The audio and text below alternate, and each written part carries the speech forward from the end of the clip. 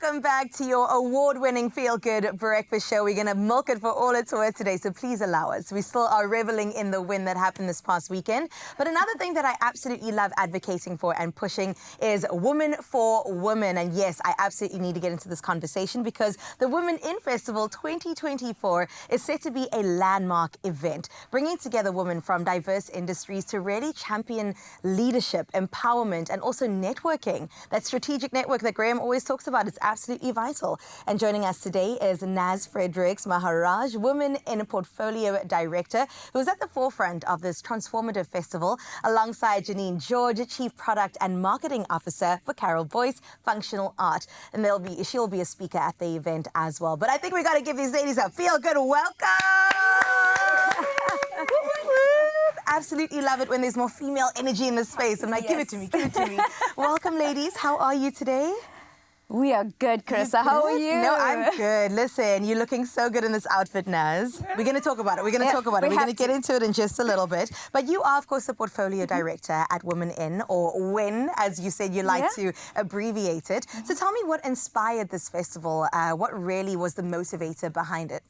Well, Carissa, you know, it actually started plus 7 years ago when I was put on a launch event called Ice Africa, and we launched WomenIN Gaming, and they were like, oh, we need more women. I'm like, hold on. Wait a minute. Like, I speak to phenomenal women each and every day. So we created a campaign that aimed to address, you know, stereotypical biases against women within the sector, and B, also shine a spotlight on these phenomenal women so that we can entice more women and influence more women that, hey, if I can do it, you can do it too.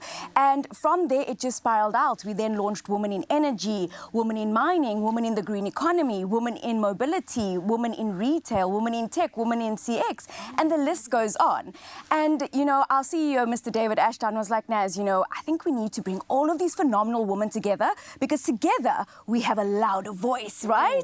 And hashtag let's win together. Yes. Hence the festival on the 14th and 15th. Oh, that is beautiful. Yes, I'm so here for it. And in case you missed it, Good Up FM had their Warrior Women's headed by Leanne Williams not too long ago. And you were a recipient of one of the awards. Yes. And this only makes sense. I mean, listening to you and seeing you today, I wonder what you think is going to be achieved in South Africa with really forefronting and pushing something like this. You know, if you look at women taking up executive level space, it's sitting at 26.5%. Wow. And there's still a lot of work that needs to be done.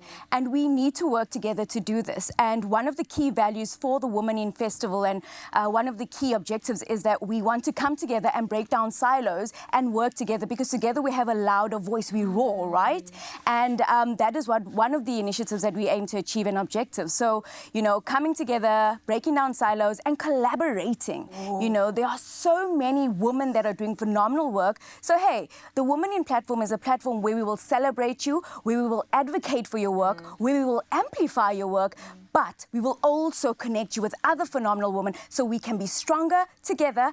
Hashtag winning together. I love this. We're definitely going to be winning together. Collaboration is always key when it comes to this. But Janine, I'm going to throw this one to you because you mentioned a statistic right now, which is absolutely harrowing. I mean, we need to up that percentage so much more. And when you think about consumer decisions, even globally, I mean, women are at the forefront of many of these. Yet when you look at leadership roles, you go, the math is not mathing here. Why are we not being represented? So why do you think that gap exists?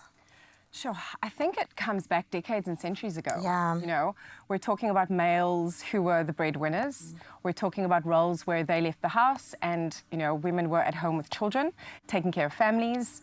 And I mean, I was at high school where home economics was still very much there. Right. It was a subject choice for females. And we definitely weren't told to do it because we were going to be chefs and starting up our own businesses. It was definitely around how we were going to be supporting our families at home. Wow. And it's not been a bad thing. Let's be honest, ladies, right? Being at home, taking care of our loved ones hasn't been a bad thing, and it's made us stronger. It's actually given us the skills to prepare us for what the workplace actually is. Sure. Which is around juggling. It's around planning ahead of time. It's around having a voice.